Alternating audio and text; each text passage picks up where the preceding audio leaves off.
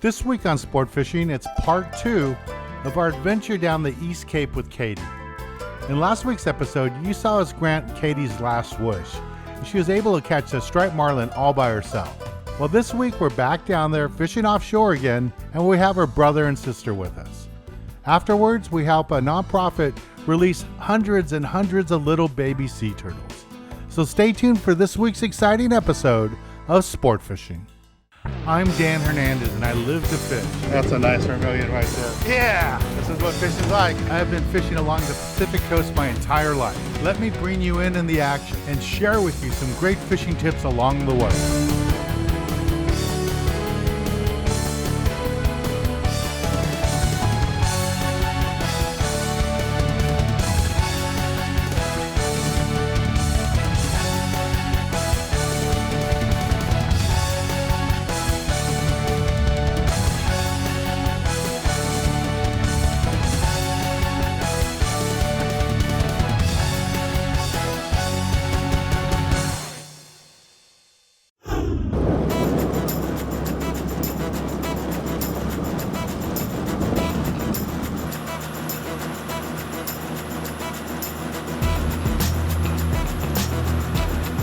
So I want to explain what's going on here, how the rods are laid out.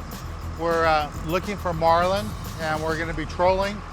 So there's lots of different ways to set up the rigs, but down here in Baja, it's pretty basic. What the guys like to do on the far outside with the outriggers, they'll have a rod that's way back. Then in close, we'll put a bigger lure like a Zucker 5.5 or 7.5 for the bigger marlin, the stripers. In the middle, they're gonna put this, the ballyhoo. It's gonna be way in the back. They call that a stinger rig. It's way, way back there. And that's the bait that usually the stripers and the sailfish really like to bite, is that stinger rig that's way back there. And then we'll repeat that process on this side. We'll put another lure in close, and then we'll put another lure outside on the outrigger. And sometimes what'll happen is fish will come up on the lures and they won't hit the lures. They'll just come up on lures, look at the lures, and what we like to do is what we call drop back fishing. So when that happens, we'll wind the lures in closer to the boat, and then we'll drop back a live bait, or today we have dead ballyhoo. We'll drop back one of those baits. And normally what happens is the marlin will come up and eat one of those. They get all lit up chasing the trolling baits, and then when we drop back a natural bait and they see that, they hit it. So that's the technique that we're gonna be employing right now. It's worked for over 30 years. I've been coming down here. So hopefully we're gonna get a fish here today. That's the plan. So yesterday we were out and we were able to get Katie her very first marlin. She had a great time. She even gave us a couple of thumbs up. She was so happy about it. And we're back out today, and this time we brought her brother and her sister with her. So we got Luke, Brenna? We got Brenna too. So this is probably going to be the Christmas card. We got a strike. Got a strike. There he's on there right now. We got one on. We got one on. Yeah, he's right there. There he is. It's way out there.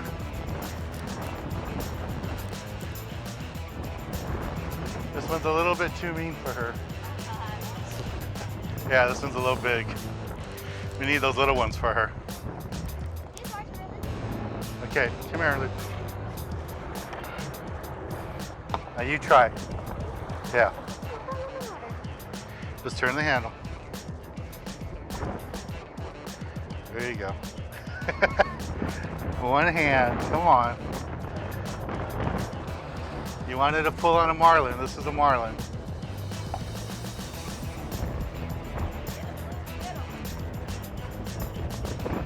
Okay, let me get it. Let me get it. Get the rest. Get the rest? You want to try? Yeah? Okay. Okay. Why are you doubting a ball, maybe? Okay, turn the handle. There you go. Step back a little bit.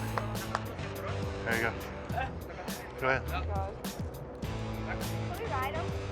Can we ride them? No, we do not ride the marlins. I know you're a bull rider, but you see them? Oh my gosh! You're doing good, Brenna. Right in color, right here at the boat.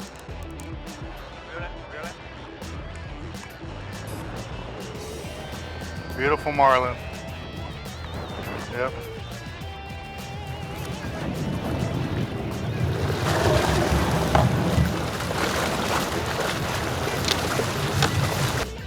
Here's a marlin that we just brought in. It was a little group effort. Started with Katie, she had a little trouble. And then Luke stepped in, and then his sister finished it off. Nice, beautiful marlin. We're gonna go ahead and release it now. There it goes.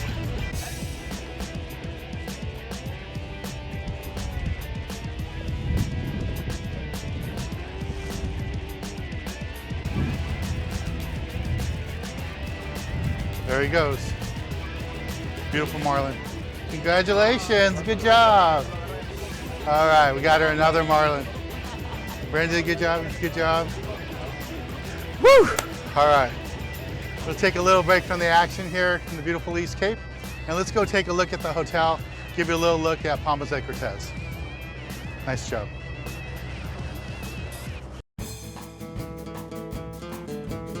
Palmas de Cortez is located in the middle of the East Cape. It's one of the largest resorts in all the region. It's a beautiful hotel started by the Van Warmer family, and it's still run by them today. Today the boys run the full operation. It's modernized, it's brand new rooms, and it still has a touch of the old tradition of the old hotel. It's located right on the water with gorgeous views.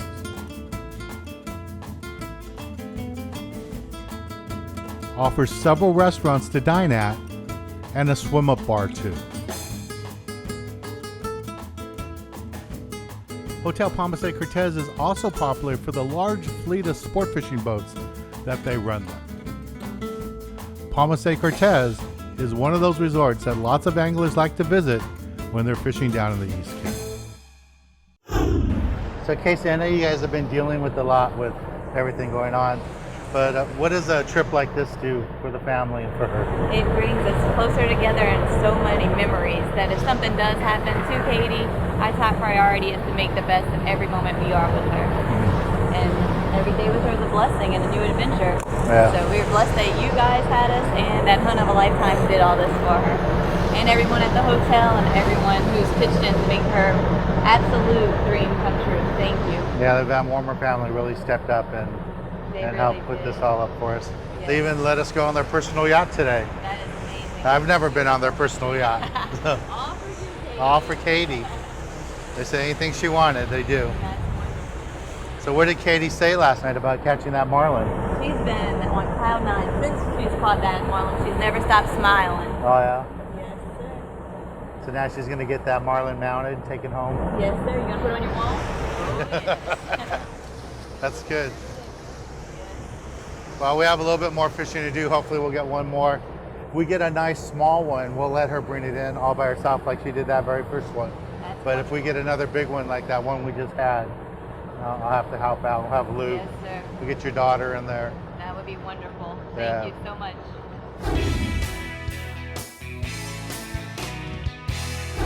This week in the Tackle Box, I want to talk to you a little bit about what we're doing down here in the East Cape. It's a very special occasion. And this is one of those trips where it really doesn't matter what size fish we catch. The whole thing is about catching that fish and sharing an experience with the kid who's on her last wish. And it's a very special fishing with her today here down the East Cape with Katie. So I just want to share with you some of the tackle that I'm using on this trip. Now, one of the things I like to use is a reel this size, 2-speed, in case we catch a nice bigger fish. But this is my all-around go-to size. I want something with 50, 60 pound test mono, probably 80 to 100 pound spectra below it. And I use this for drop back fishing. So if we see a marlin come up on the lures and we can bring the lures in so the marlin doesn't strike it, we want to drop back a live bait. And this is the outfit I like to use. A reel this size, nice heavy rod that's designed to fish it. Usually not over 7 feet. Just want something I can drop the bait back to it and be able to pull on it nice and hard and get that fish to the boat. Now, as far as terminal gear, you don't need a lot of terminal gear, but you need a wide selection because you never know if you're going to be using the small hooks like 1/0s and even a size 1 close to the beach for the rooster fish, or if you need a big hook for offshore for the marlin. And depending on the size of marlin, you might need a really monster hook. So this is what I keep with me. It's a big selection of hooks. And I have everything from a small hook for sardine fishing for the roosters and the cabri and stuff along the beach, to a hook big enough that if we decide there's 1,000-pound marlin around and we're going to bridle hook a whole skipjack or a small yellowfin tuna, maybe a 5-pound bait or a 10-pound bait, we have a hook big enough for that. We have everything in between. This is the only place where I fish where I don't take really thin hooks. I always take at least a triple or a 4X thick hook when I'm fishing offshore in Baja. And it doesn't matter if it's a live bait hook for Dorado or tuna. Again, it's going to be a heavy hook. It's going to be a really strong hook. And that's what I take with me. Now, all the packages, the must-add, you can get them the smaller packages like this. So you can get boxes of 100. Really, a box like this for a weekend trip down in Baja should be plenty. If you're going on a longer trip, like a long-range trip, you take those bigger boxes of hooks with you. But this is basically all I take. I take a box like this with a wide selection. That way I have hooks, like I said, all the way for small for sardinas along the beach, but there's still going to be 2 to 3X hooks. And then any hook I'm using offshore is a 3 or 4X heavy hook. And I even have hooks like for the hoochies, for the little tuna. Have some swivels too, and that's all the basic gear. My big key though is have selection. Lots of different sizes, lots of different possibilities for fishing down there. So you have to have all the different hooks to go with it. You know, most of the boats down there in Baja do have some of the tackle. They do have some leaders, but you know, if you're only going to go once a year, or this is that trip of a lifetime for you, don't take a chance that the boat's going to have it. Bring it with you. That way you know that you're ready to go. The rods and reels you can use there is what I like to do lots of time, is bring my own reels. That way I know that the reels have fresh line on them, and I'll just use the boat rods down there. All right, let's get back on the water and join Katie down the East Cape, show you more exciting action right here on Sport Fishing. We had a marlin come up right behind the boat on one of the lures, and I grabbed one of the drop back rigs with the live bait on it and put it back there. And it was only in the water about 30, 40 seconds, and the marlin saw it and came up and ate it. There, he's jumping again. Beautiful fish.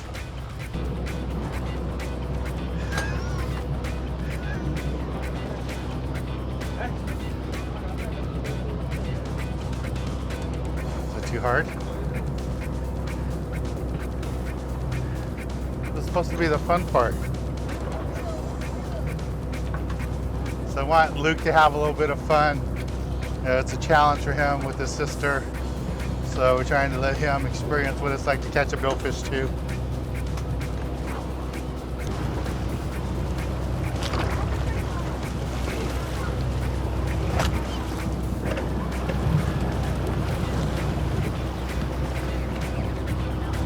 That's a big, beautiful marlin.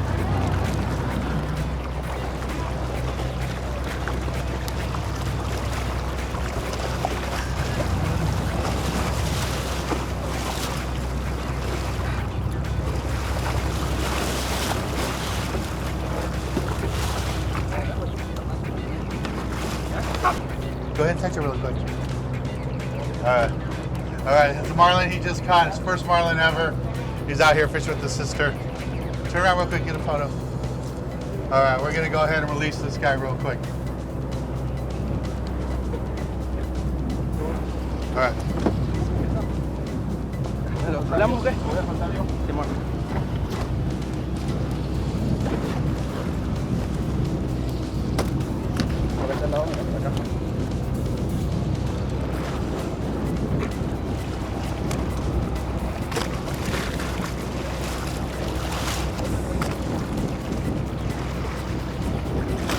There he goes. So Luke, how did it feel to catch your first marlin? Hard. Hard? Did you like it? So it's good. Now, not only did your sister get a couple of marlin, now you got one all by yourself. You did a good job. Congratulations. All right, tell everybody stay tuned. We'll be right back. Stay tuned, we'll be right back. All right, nice job.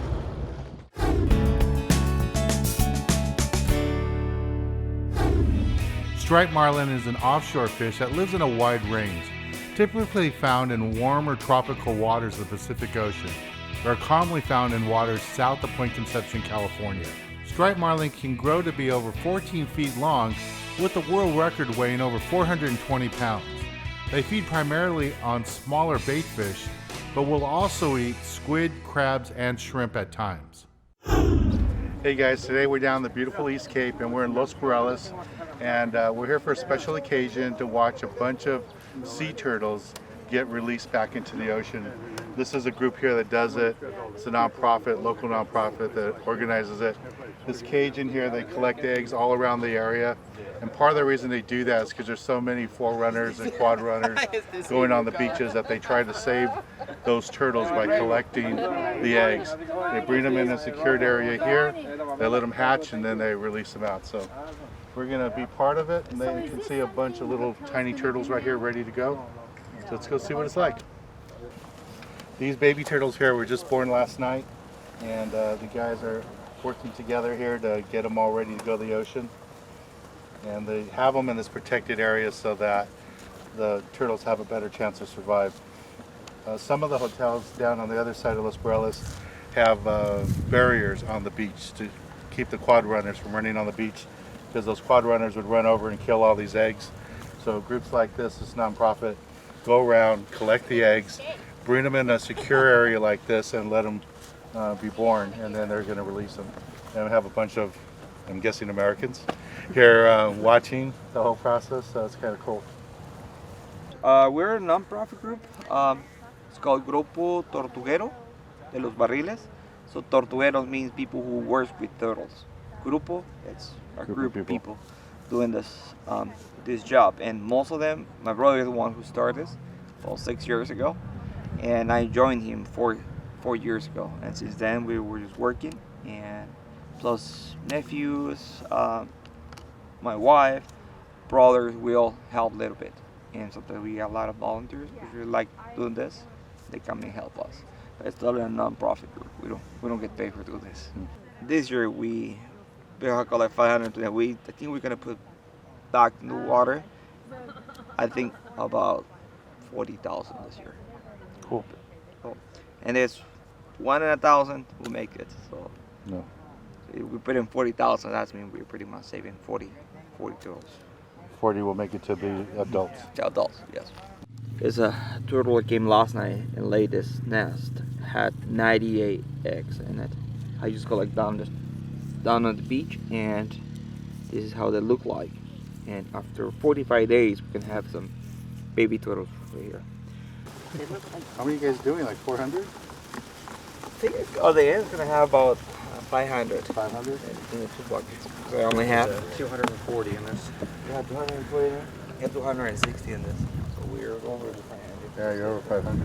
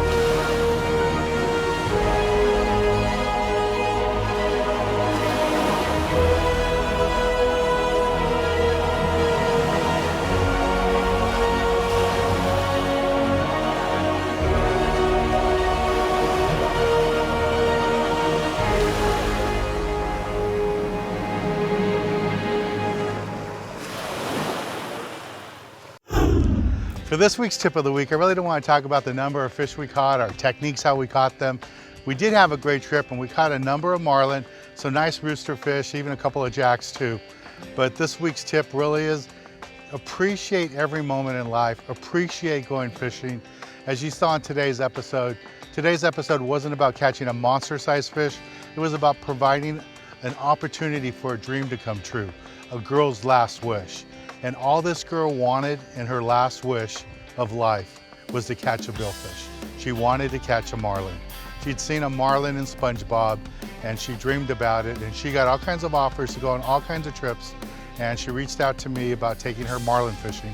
And I'm just really grateful and thankful that we were able to pull it off. We got her a couple of marlin. That first marlin, that fish of her wish, you know, that she wanted, her last wish, was the fish that she brought in all by herself.